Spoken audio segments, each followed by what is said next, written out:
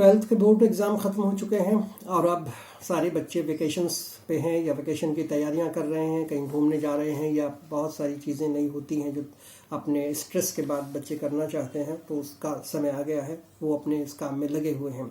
लेकिन जहाँ तक इस वेकेशन का सवाल है, ये बच्चों के लिए वेकेशन तो है, लेकिन इस वेकेशन के साथ साथ उनको कुछ ध्यान रखनी है बातें जो उनको आगे कॉलेज में काम आएंगी। आज मैं आपको वही सब बताने वाला हूँ। आज आपको ये भी बताने वाला हूँ कि मार्क्स जो हैं वो अच्छा लाना कोई बहुत इंपॉर्टेंट चीज़ अब नहीं रह गई है, क्योंकि बच्चों को ज़्यादातर ये होता है ट्वेल्थ में या टेंथ के बच्चों को कि वो अच्छे मार्क्स लाएंगे तभी आगे भविष्य में कुछ कर पाएंगे। लेकिन अब समय बदल गया है, चीज़ें बदल रही हैं और अब जो है कंपटीशन का ज़माना है। इस कंपटीशन के ज़माने में आपको मार्क्स उतना ज़्यादा आगे नहीं ले जाता, इससे ज़्यादा ज़रूरत होती है आप कम्पिटिटिव स्किल की, एक्सपोजर की और माइंडसेट की। अगर आपने कंपटीशन की जो स्किल है वो अपने आप में बढ़ा ली है, अगर आपने एक्सपोजर अपना पा लिया है या माइंडसेट कर लिया है, तो फिर आप जीत जाएंगे, आपको कोई भी नहीं रोक सकता।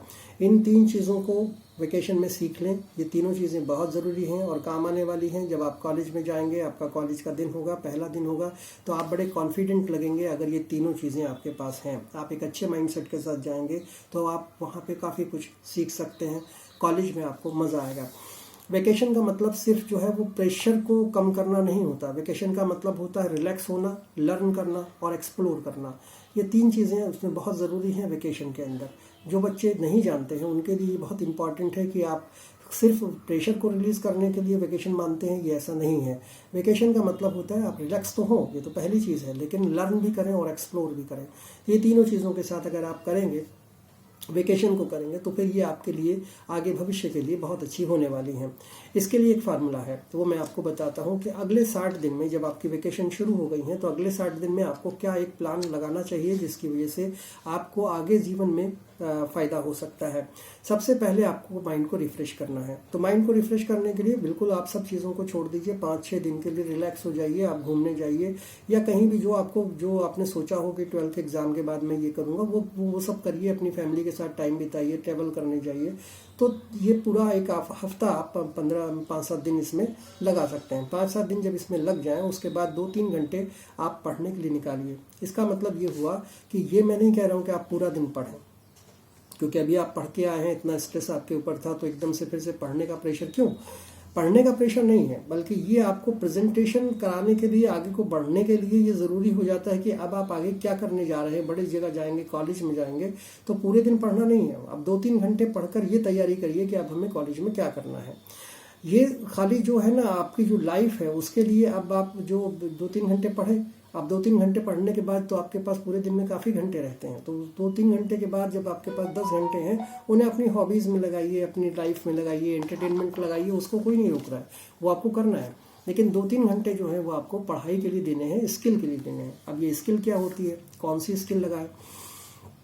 ये एक इम्पॉर्टेंट सवाल है कि कौन कौन से स्किल्स की अब ज़रूरत पड़ेगी जब आपने इंटर कर लिया है। तो सबसे पहली स्किल है कि कंप्यूटर बेसिक स्किल आपको सीखनी पड़ेगी इस छुट्टी में, क्योंकि ये एक ऐसी चीज़ है जो अगर आपने सीख ली, अब आप देख रहे हैं कि सब डिजिटलाइजेशन हो रहा है, चाहे आप लाइफ बायोटेक्नोलॉजी में जाएं, चाहे आप फार्मेसी में जाएं, चाहे आप रिसर्च में जाएं, हेल्थ केयर में जाएं, किसी भी उसमें जाएंगे आप, तो वहाँ पर आपको लाइफ साइंस में हर जगह पर आपको डिजिटलाइजेशन देखने को मिलेगा। इसलिए बेसिक स्किल कंप्यूटर की बहुत ज़रूरी है। बेसिक स्किल क्या? MS एक्सेल, माइक्रोसॉफ्ट एक्सेल या पावर पॉइंट प्रेजेंटेशन और बेसिक जो डेटा हैंडलिंग है, और इसके अलावा इंटरनेट रिसर्च स्किल आपको आनी चाहिए।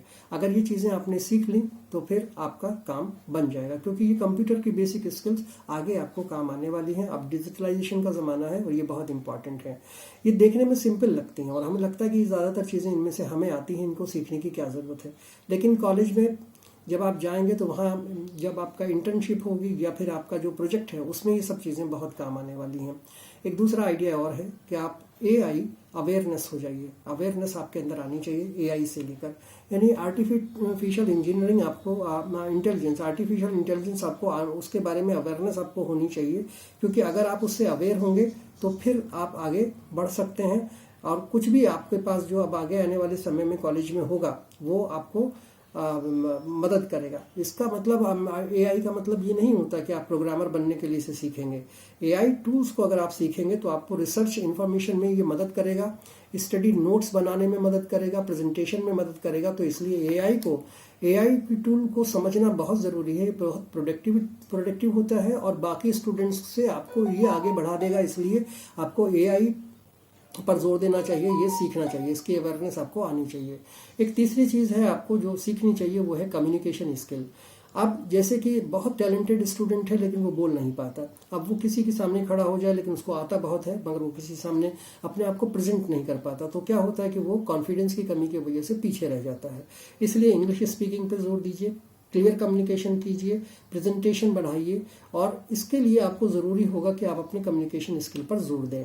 अगर आप कम्युनिकेशन स्किल पर जोर देंगे तो उसका फ़ायदा आपको क्या मिलेगा, जब आप इंटरव्यू में प्रेजेंट होंगे वहाँ आप अच्छा कर सकते हैं, आप जब इंटर्नशिप के लिए जाएंगे वहाँ आप अच्छा कर सकते हैं और कैरियर ग्रोथ में तो ये आपके काम आने वाला ही है। तो ये 3 चीज़ें जो है बहुत इंपॉर्टेंट थी जो मैंने आपको बताई। इसके अलावा अगर आप देखें कि और क्या स्किल आप सीख सकते हैं, तो उसमें आपको स्किल है जैसे आप रिसर्च की एक हैबिट या रीडिंग हैबिट आप कह लीजिए कि इसको बना सकते हैं। रीडिंग हैबिट क्या होती है? रीडिंग हैबिट का मतलब ये नहीं है कि आप कुछ भी आपको जो मटेरियल मिल जाए उसको आप पढ़ें और कहें कि मैं रीडिंग हैबिट हो गई है मुझे, बहुत कई घंटे तक पढ़ लेता हूँ। नहीं, आपको बोरिंग जो चीज़ें हैं या जो टेक्स्ट बुक्स हैं उनको नहीं पढ़ना है। आपको साइंस और टेक्नोलॉजी के बारे में पढ़ना है, जैसे साइंस इनोवेशन के बारे में, टेक्नोलॉजी ट्रेंड्स के बारे में, या बायोग्राफी किसी साइंटिस्ट की हो उसके बारे में पढ़ना है। और अगर आप ये पढ़ेंगे तो आप एक अच्छे थिंकर और एक बड़े मेच्योर आदमी हो जाएंगे। आपकी थिंकिंग अच्छी होगी, मेच्योरिटी अच्छी हो जाएगी और जब ये चीज़ें होंगी तो फिर आप कॉलेज में जाके बेहतर कर सकते हैं। करना क्या नहीं है। इसके अलावा आपको जो ऐसे कुछ अनकंट्रोल्ड स्क्रीनिंग है वो उसको रोकना पड़ेगा। इसके अलावा आपको जो एक रैंडम वॉच आप करते हैं, मोबाइल के ऊपर रील्स देखते हैं, उसको रोकना पड़ेगा। इसके अलावा आपको करना पड़ेगा जो एडिक्टिव गेम्स हैं, जो एडिक्टिव गेम्स हैं उनको रोकना पड़ेगा। ये चीज़ें आपको रोकनी पड़ेंगी। लेकिन इसका मतलब ये नहीं है कि आप एंटरटेनमेंट को बंद कर दें। एंटरटेनमेंट बंद नहीं करना है, उसके लिए एक रूल बनाइए कि हम कोई एडिक्शन वाला वीडियो नहीं देखेंगे लेकिन आधा घंटा मोबाइल देखेंगे और उसमें जो प्रोडक्टिव चीज़ें हैं, जो एक्सप्लोर करने वाली चीज़ें हैं उनको देखेंगे, ताकि हम आगे बढ़ के कुछ चीज़ों को समझ सकें और उन्हें अपने जीवन में ला सकें। एक और चीज़ है, इस जो आपका वेकेशन है इसका यूज़ आप ये इस काम में भी कर सकते हैं कि आप आगे क्या करना चाहते हैं, क्योंकि ये बड़ा इंपॉर्टेंट सवाल है 12th के बाद कि अब आपको लाइफ में करना क्या है। और ये एक समय है जब आप फ्री हैं, जब आपको कॉलेज में जाना है और आपको ये तय करना है कि अब हमारी डायरेक्शन क्या होगी, हमें किस डायरेक्शन में आगे बढ़ना है। यहाँ पे पेरेंट्स से भी एक रिक्वेस्ट है कि पेरेंट्स जो हैं वो बहुत ज़्यादा स्ट्रेस ना लें इस बात के ऊपर कि बच्चा क्या करेगा। देखिए, हर बच्चे का अपना एक स्ट्रेंथ होता है। कोई बच्चा एकेडमिक्स में जाना चाहता है तो कोई बच्चा जो है वो रिसर्च में जाना चाहता है, इसके अलावा कोई टेक्नोलॉजी में जाना चाहता है। सबका अपना अपना इंटरेस्ट होता है, सब अपने अपने इंटरेस्ट के हिसाब से अलग अलग चीज़ों को सोचते हैं। अब कंपटीशन का ज़माना है तो इसलिए उनके ऊपर बहुत ज़्यादा आप प्रेशर मत दीजिए कि आप ये चुनिए, यही अच्छा होता है, ये मत करिएगा। आपको करना ये है कि आप उन्हें प्रॉपर गाइडेंस दें, एनकरेज करें और उन्हें ये बताएं कि ये चीज़ें आपके लिए अच्छी हो सकती हैं। आप देख लीजिए, अगर आपको ये बेटर लगें तो इन्हें आप करिए। सक्सेस कभी अचानक नहीं मिलती, सक्सेस छोटी छोटी चीज़ों के एक्यूमुलेशन से मिलती हैं। इसलिए आपको सक्सेस पाना है तो इनको एक्यूमुलेट करना पड़ेगा, छोटी छोटी चीज़ों को। आपको मेरा वीडियो कैसा लगा मुझे अपनी राय ज़रूर दीजिएगा। बेल आइकन को प्रेस करिएगा और सब्सक्राइब करिएगा मेरे चैनल को। Thank you so much.